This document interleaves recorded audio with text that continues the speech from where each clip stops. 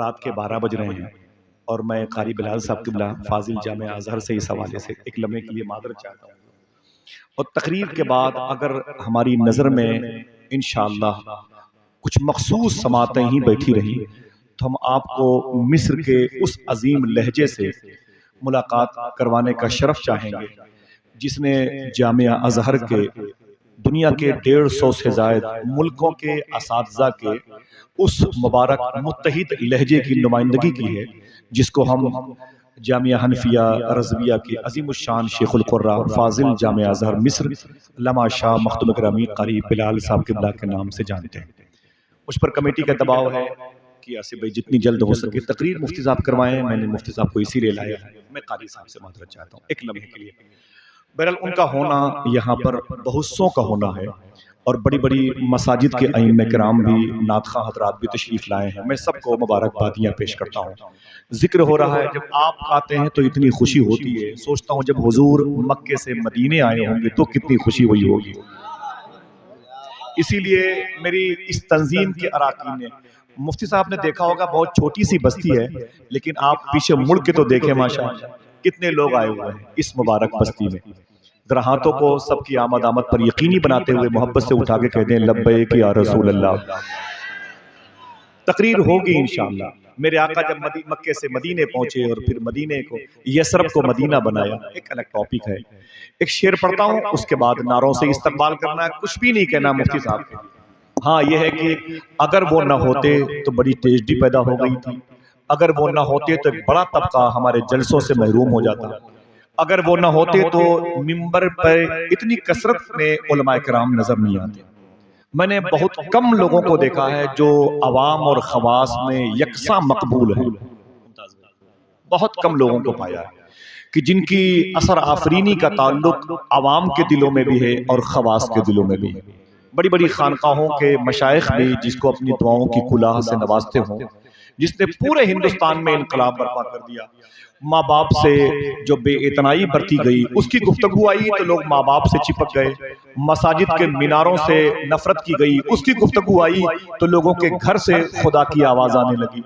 लोगों ने जो अखबार बीनी का शौक रखते थे उसकी गुफ्तगू से कुरान की पाकीज़ा महाफिल को आबाद करने लगे।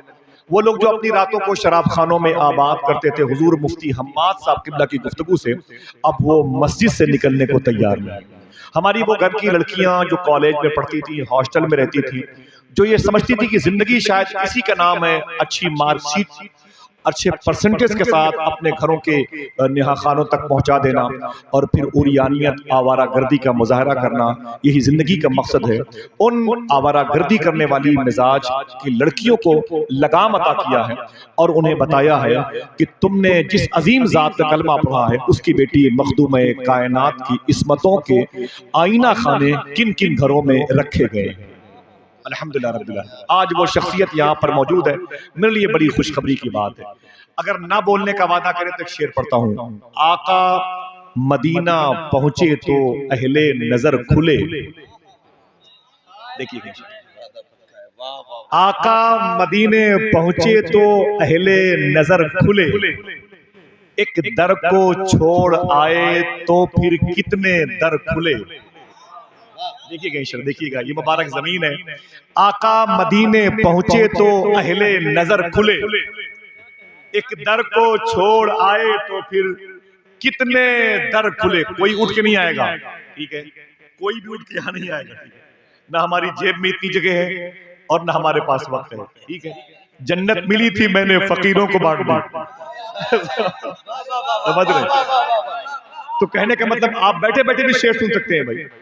आका मदीने पहुंचे तो अहले नजर खुले, एक दर को छोड़ आए तो फिर कितने दर खुले। मौसम भी बेअदब नहीं होता कभी वहां, चलती नहीं हवा भी मदीने में सर खुले। मौसम भी बेअदब नहीं होता कभी वहां, चलती नहीं हवा भी मदीने। नारे रिसालत, नारे रिसालत, नारे रिसालत, जश्न ईद मिलादुन नबी आसिफ रजा साहिबी साहब किबला, नारे तकबीर। कारी बिलाल साहब बैठे हुए हैं, कदम बोसी करके कमाल कर दिया, सुभान अल्लाह। एक शेर आखिरी बच गया, पढ़ते हैं हुजूर जी करम। अगर वक्त ना हो तो फिर मैं व्हाट्सएप पे भेज दूंगा इसे। आका मदीने पहुंचे तो अहले नजर खुले, एक दर को छोड़ आए तो फिर कितने दर खुले, सीरत का उनकी कोई इहाता करे भी क्या। काफिया मुश्किलें भूल गए होंगे। आका मदीने पहुंचे तो अहले नजर खुले, एक दर को छोड़ आए तो फिर कितने दर खुले, मौसम भी बेअदब नहीं होता कभी वहां, चलती नहीं हवा भी मदीने में सर खुले, और सीरत का उनकी कोई इहाता करे भी क्या, पूरी तरह कहां भी खैरुल बशर खुले, सीरत का उनकी कोई इहाता करे भी क्या, पूरी तरह कहां भी खैरुल बशर खुले। उसकी कामयाबी के लिए यही बहुत है। इतनी कसीर तादाद में लोग जैसे यहाँ पर बैठे हैं, वैसे आपके पड़ोस सुल्तानपुर में बैठे होंगे, फैजाबाद में बैठे होंगे, बस्ती में, अमरडोभा में, डोकम में, सिद्धार्थ नगर में, लखनऊ में, सीतापुर में, बरेली शरीफ में, मुरादाबाद में, हिंदुस्तान में, हिंदुस्तान के बाहर, ऐसे ही पूरा मुल्क इंतजार करता है। सबसे बड़ी खुशखबरी है, हिंदुस्तान से ज्यादा उसकी गुफ्तगू सुनने वाले आपके पड़ोसी मुल्क में, कराची में, फैसलाबाद में, इस्लामाबाद में, लाहौर में, रावलपिंडी में, साहिवाल में, टटा शरीफ में पाए जाते हैं।